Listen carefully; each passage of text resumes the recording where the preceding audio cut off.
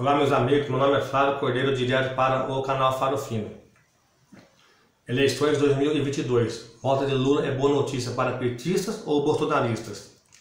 Prever o que acontecerá na disputa à presidência em 2022 é uma aposta arriscada, mas quem se propõe a olhar para este cenário vê a partir desta segunda-feira, 8/3, um jogo muito diferente do que se via até domingo.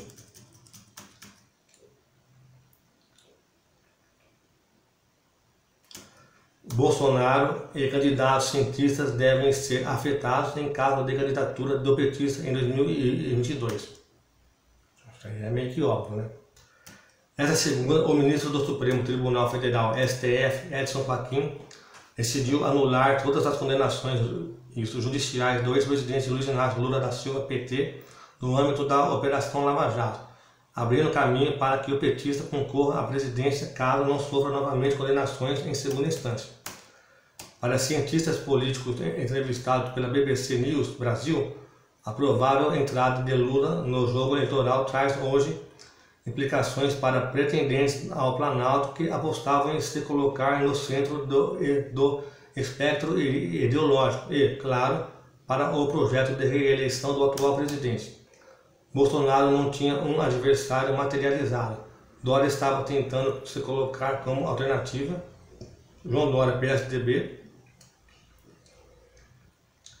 Governador de São Paulo, o Mandetta apareceu. Luiz Henrique Mandetta DEM, ex-ministro da Saúde. Ciro estava tentando se viabilizar. Ciro Gomes, PDT, candidato à presidência em 2018. Eram balões de ensaio. E Haddad era uma incerteza. Fernando Haddad, candidato do PT em 2018, lembra o cientista político Carlos Melo, professor do INSPER.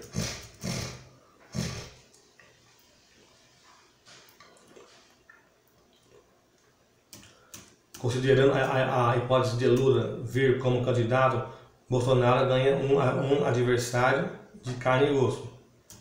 Considerando a hipótese de Lula vir como candidato, na avaliação do cientista político, trata-se do pior momento para Bolsonaro ganhar um adversário do tamanho do Lula, por uma combinação de acusações contra o governo na economia e no controle da pandemia, e contra Bolsonaro e sua família em denúncias de corrupção. Toda vez acusaram o PT de corrupção. Vão falar da mansão do filho, Flávio Bolsonaro. Toda vez que acusarem o PT de corrupção, vão falar da mansão do filho, Flávio Bolsonaro, que comprou recentemente uma casa milionária em Brasília. Toda vez que falarem da intervenção dos governos petistas nas estatais, vão falar da intervenção de Bolsonaro na Petrobras. Bolsonaro não tem muito a apresentar em sua defesa. A força do antipetismo. Entretanto, há quem acredite que Bolsonaro até queria Lula na disputa, como afirma o cientista político Alberto Carlos Almeida, diretor do Instituto Brasilis. Hoje, Bolsonaro tem uma minoria de apoiadores e vai querer chegar a uma maioria apostando no sentimento antipetista, resume Almeida, autor dos livros A Cabeça do Brasileiro, A Cabeça do Eleitor e O Voto do Brasileiro.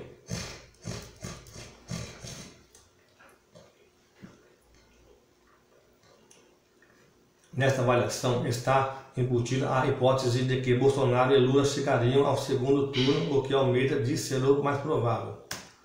Bolsonaro é o presidente e o presidente vai para o segundo turno, por regra, no Brasil e em outros países que têm reeleição. E desde 1989, o PT é um dos dois partidos mais votados. Lula é forte, se elegeu 2 vezes, elegeu sucessor, um é forte por estar na presidência, o outro por seu histórico, diz o cientista político. Também considerando um cenário de segundo turno, a cientista política Lara Mesquita diz que Lula pode ser o melhor oponente possível para Bolsonaro. Talvez ele seja um candidato melhor para o presidente no segundo turno, porque é mais difícil para eleitores do centro-direita votarem no Lula. Alguns eleitores que têm sentimentos antipetistas e que poderiam considerar votar em outro candidato do PT ficam mais longe do partido com o nome do ex-presidente, avalia Mesquita, pesquisadora do Centro de Política e Economia do Setor Público da Fundação Getúlio Vargas, FGV-CEPESP. Algo que ilustra isso é que, recentemente, algumas figuras públicas, como o ex-presidente Fernando Henrique e o ex-presidente da Câmara Rodrigo Maia, declararam que tinham se arrependido de não ter apoiado Haddad na eleição presidencial de 2018, à luz do que está acontecendo hoje no governo Bolsonaro. Essas pessoas que em 2022 poderiam apoiar algum candidato contra o presidente Bolsonaro, talvez tenham mais dificuldade de apoiar o ex-presidente Lula do que outros nomes.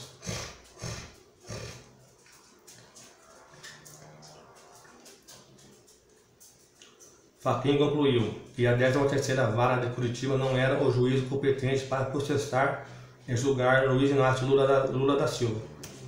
E no eleitorado realmente antipetista, há uma tendência dessa parcela ser ainda mais antilulista: a emergência do antibolsonarismo.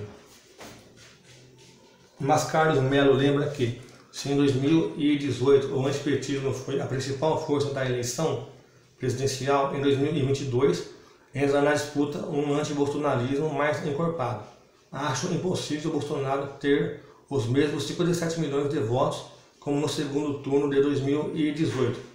Muita gente não sabia quem era o Bolsonaro, agora o antibolsonarismo é muito mais forte do que em 2018, diz. Ele aponta como outro indício favorável à candidatura de Lula, até mesmo em detrimento a de Haddad. Uma pesquisa do IPEC, Inteligência em Pesquisa e Consultoria, publicada neste fim de semana pelo jornal Estado de São Paulo, ela mostrou que hoje apenas Lula venceria o presidente Jair Bolsonaro.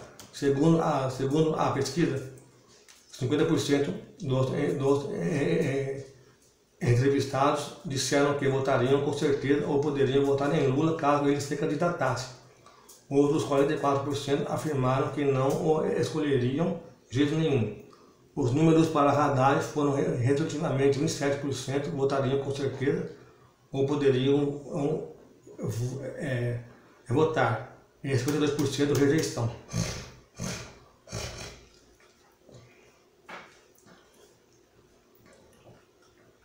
Já Bolsonaro apareceu com 12 pontos percentuais a menos do que Lula no potencial de voto, 38%, e 12% a mais na rejeição, 56%. Entretanto, Carlos Melo brinca que, sobre a eleição de 2022, o que não sabemos é do tamanho do que sabemos. Já está dado que a volta de Lula ao jogo eleitoral tem consequências importantes, mas qual será, por exemplo, o posicionamento de militares, empresários e políticos de centro-direita e centro-esquerda? Eles vão acolher ao chamado do bolsonarismo, do lulismo, do centrismo, indaga o professor do INSPER. Outros candidatos coadjuvantes. Enquanto Mello considera a possibilidade de algum outsider novato na disputa à presidência chegar ao segundo turno e com isso levar vantagem, Alberto Carlos Almeida diz que, sem dúvida, a segunda-feira, dia 8, trouxe uma péssima notícia para todos os demais candidatos que não sejam Lula e Bolsonaro. Eles podem vir como candidatos, mas já estão contratados como meros coadjuvantes, resume Almeida. Lula é líder de esquerda, é popular, e Bolsonaro é um líder de direita, também popular. Os dois mobilizam vínculos emocionais com Fernando Henrique, Dilma. A escolha do eleitorado era mais racional. Relevante, sim, mas racional. Agora, Bolsonaro e Lula mobilizam justificativas racionais e vínculos emocionais. Lara Mesquita concorda que a polarização entre dois candidatos não é novidade no Brasil, onde os favoritos chegam a somar cerca de 70% no primeiro turno. Em 2018, o que aconteceu foi que Bolsonaro representou uma direita bastante mais extremista e conservadora, e com isso o PT foi mais no discurso para a esquerda. Esse campo deve ser também realinhado após a decisão favorável a Lula no STF, aponta a cientista política. Ela, como os outros entrevistados, acredita que o novo fato só reforça o projeto convicto do PT de ter Lula como candidato. A formação de uma frente ampla de esquerda me parece mais distante.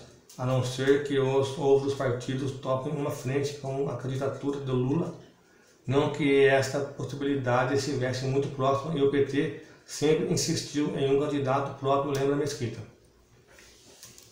Bom, então ficou aí mais uma notícia para vocês sobre o Lula e as eleições de 2022.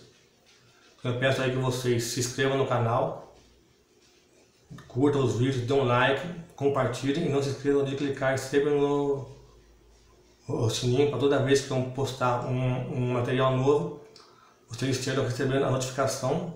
Ok, pessoal? Obrigado. Abraço a todos.